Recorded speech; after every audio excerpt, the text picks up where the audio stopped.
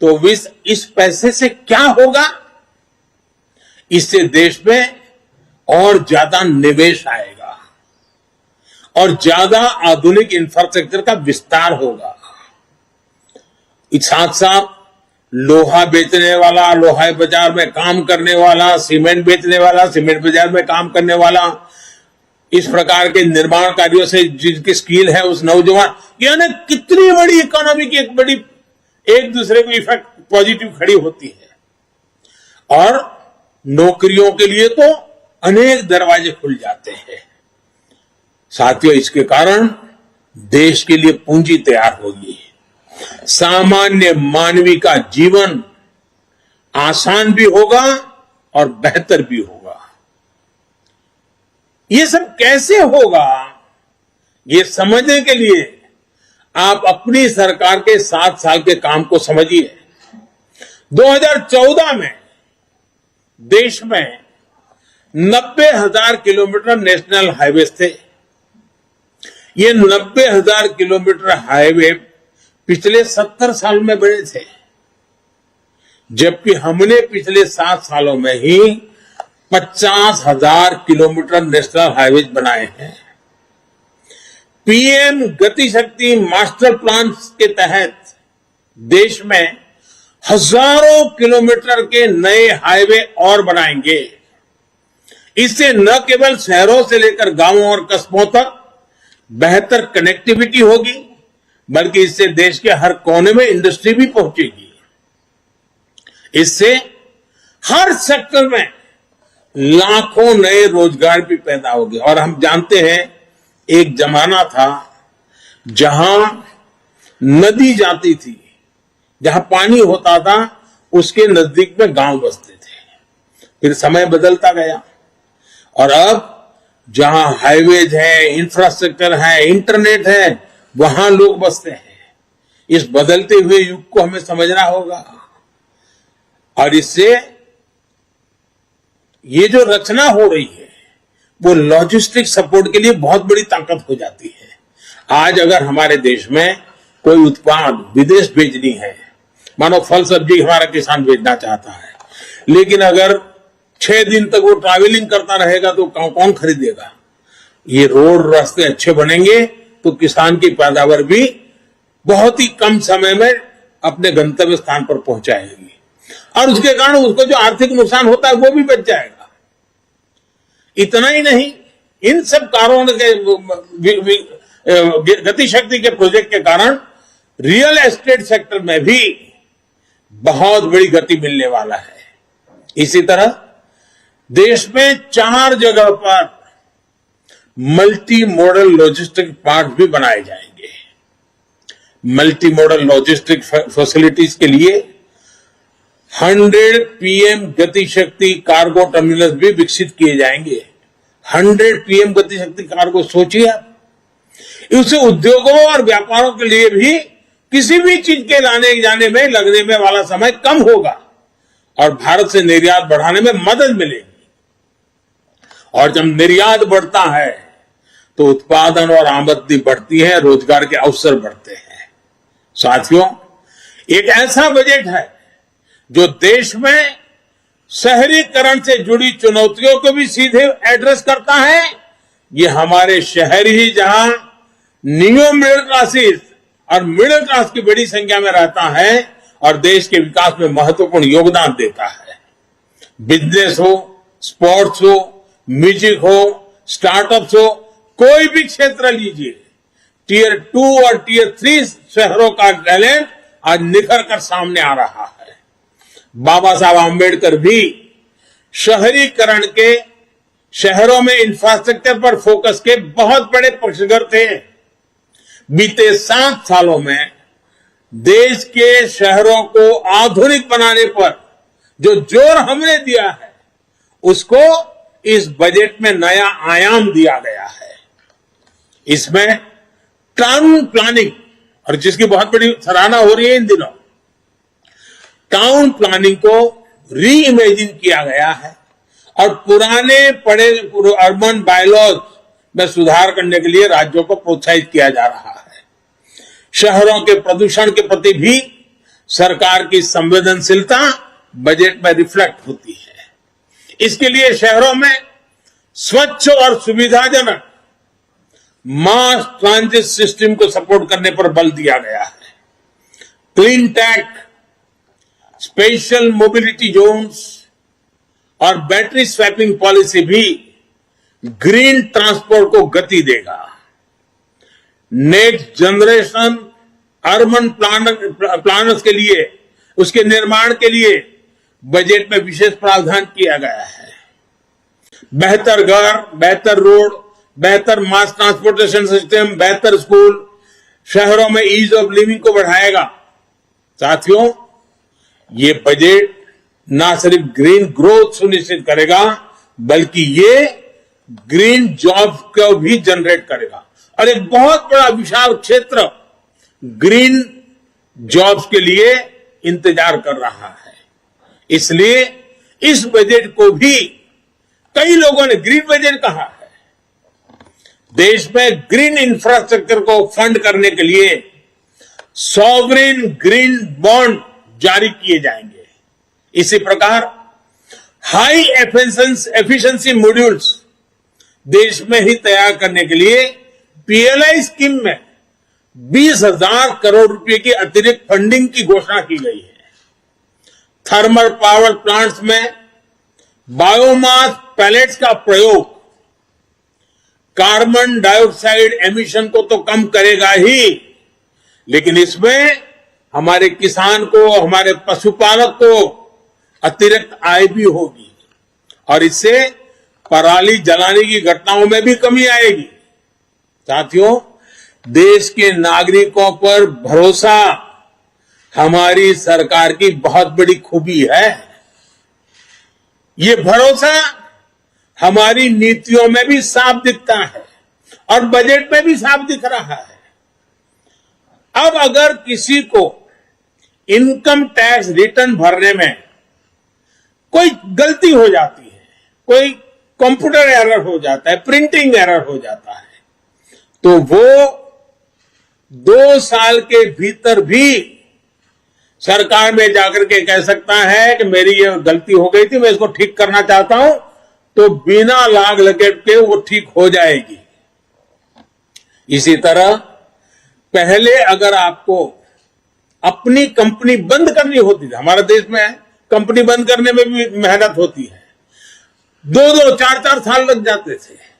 हमने तय किया अगर कोई अपना कारोबार बंद करना चाहता है तो वो 2 साल से समय घटाकर के 6 महीने के भीतर भीतर कर दिया गया है। सरमार्ग में जहां जहां भी परमिशन लेनी हो 6 महीने के भीतर कर देनी होगी। इस महामारी के समय भी हमारी सरकार ने छोटे उद्यमियों की लोन की गारंटी खुद ली। यह भी हमारे भरोसे को दिखाता है। हमें भरोसा था भारत के छोटे मोटे हमारे उद्योगकार व्यापारियों पर और इसलिए सरकार ने गारंटी ली। अब इस बजट में इस योजना को, क्योंकि हमारे व्यापारियों ने, हमारे उद्योगकारों ने सकारात्मक रिस्पॉन्स दिया और इसके कारण उसका सही अनुभव देखते हुए उसको और मजबूत किया गया है और उसको विस्तार भी दिया गया है। इन 7 सालों में हमने 25,000 गैर जरूरी, ये समझने जैसा है, 25,000 गैर जरूरी कंप्लायंसेस को खत्म किया है। यानी आए दिन ये जानकारी लाओ, ये फॉर्म भरो, फलाना नाम लाओ, डिग्री सर्टिफिकेट लाओ, हर बार सरकार लोगों से मांगती रहती थी। 25,000 हमने निकाले हैं और मैंने राज्य सरकारों से भी आग्रह किया है कि वे भी खोजें, बिना कारण जनता को कहां तकलीफ हो रही है, हटाओ इन चीजों को।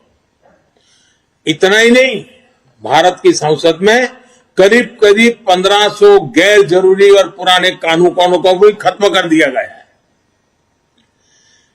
इसी भरोसे की बुनियाद पर सरकार ईज ऑफ डूइंग बिजनेस 2.0 अभियान भी शुरू करने जा रही है। साथियों, हम सभी ने बीते 2 सालों में 100 साल के इस सबसे बड़े संकट का बहुत बहादुरी के साथ सामना किया है। जैसा मैंने शुरू में कहा कि 7-8 साल पहले भारत की जीडीपी जो 110 लाख करोड़ से भी कम थी, वो आज 230 लाख करोड़ के आसपास ले आए हैं। हमारे फंडामेंटल्स मजबूत हैं, दिशा सही है और गति तेज है। एक भारतीय होने के नाते, भाजपा का कार्यकर्ता होने के नाते हमें इस बात का गर्व है कि हमने जनता जनार्दन की सेवा में कोई कोर कसर बाकी नहीं रखी है। देश की जनता हमारे ईमानदार प्रयासों को समझती है। सच्चे हृदय से जिस सेवा भाव में हम जुटे हैं, उसको भी देश समझता है। अब ये हम सभी कार्यकर्ताओं का दायित्व है कि सरकार की योजनाओं के बारे में लोगों को ज्यादा से ज्यादा जागरूक करें, बजट के बारे में भी लोगों को ज्यादा से ज्यादा जागरूक करें और बजट का लाभ नीचे तक पहुंचे, उसमें भी स्थान स्थान पर लोगों को जागरूक करने का प्रयास करें। मुझे जैसे देश की जनता पर भरोसा है, वैसे ही आप सब कार्यकर्ताओं पर भी भरपूर भरोसा है। सालों से आपके साथ कंधे से कंधा मिलाकर काम करके आया हूं, आपके बीच रह करके बड़ा हुआ हूं। मैं आपके सामर्थ्य को भली भांति जानता हूं, आपके उत्साह उमंग को भली भांति जानता हूं। मुसीबतों के बीच भी सेवा करना के आपके भाव को मैं भली भांति आदरपूर्वक देखता रहता हूं और इसलिए मुझे विश्वास है कि प्रगति की हमारी जो कोशिश है, विकास की नई ऊंचाइयों को पाने का जो हमारा प्रयास है, उसमें सबका प्रयास बहुत महत्वपूर्ण है। इस सबके प्रयास के लिए आप एक कैटलिक एजेंट बनकर के इस काम को आगे बढ़ाएंगे, ये पूरे विश्वास के साथ आपको बहुत बहुत शुभकामनाएं, बहुत बहुत धन्यवाद।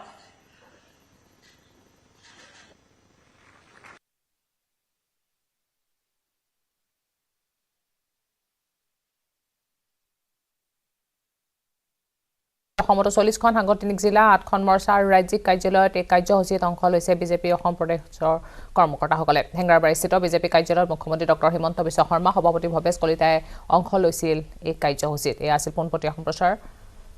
দেশৰ অৰ্থ ব্যৱস্থাক লৈ প্ৰধানমন্ত্ৰীৰ বৈঠক আৰু প্ৰধানমন্ত্ৰী ভাৰ্চুৱেল বৈঠকত সম্বোধন কৰিছিল আৰু বিভিন্ন ৰাজ্যৰ মুখ্যমন্ত্ৰীসকলে অংশ লৈছিল এই কাৰ্যসূচীত। মুখ্যমন্ত্ৰী ডক্টৰ হিমন্ত বিশ্ব শৰ্মা, সভাপতি ভৱেশ কলিতাইও অংশ লৈছিল এই কাৰ্যসূচীত।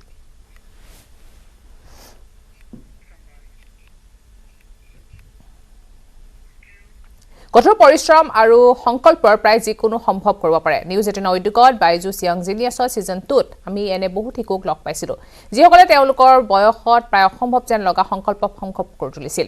বাইজুছ য়াং জিনিয়াছ ছিজন 2ৰ এই সপ্তাহৰ খণ্ডত আমি সেয়া দেখিবলৈ পাইছিলোঁ। ইয়াৰ কিছু দৃশ্যাংশ চাম আহক। अद्भुत प्रतिभा के धनी आलपुरा केरला से 10 साल के नीलकंठन नायर। वाओ, नीलकंठन, नमस्कारम। How are you? What is this called? एक बार और करके दिखाओगे? अरे भाई साहब, अरे क्यों? अब हम नीलकंठन के लिए एक छोटा सा सरप्राइज लेकर आए हैं, लेकिन सरप्राइज क्या है वो इतनी जल्दी नहीं बताएंगे।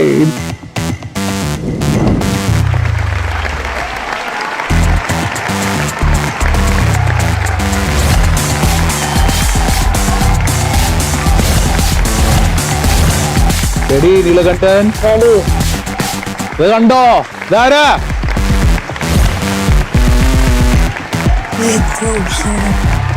मैं आपसे जानना चाहता हूं, कलर ही इतना खास क्यों है? जब right side and left side balance होता है and vice versa, you are headed to be a perfect being. That's the main reason why we do Colorified.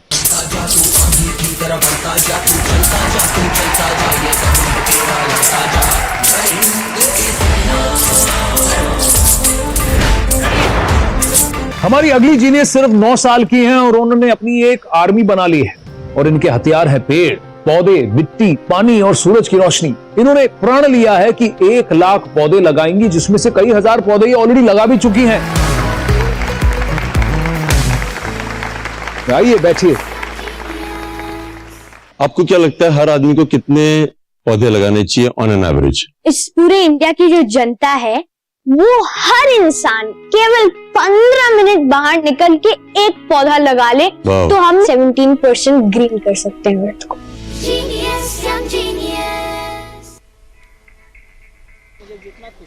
খবৰ আৰু আছে কিন্তু তাৰ আগতে লৈছে এটা সৰু বিৰতি। मुझे लगता है कि किसी भी महिला के The biggest budget exclusive. FM's first post-budget interview to a private news network. What does the budget mean for the investor, the consumer, the taxpayer, the economy? FM Nirmala Sitharaman speaks to Network 18 Editor-in-Chief Rahul Joshi. The FM interview, live and exclusive, today at 5:30 p.m.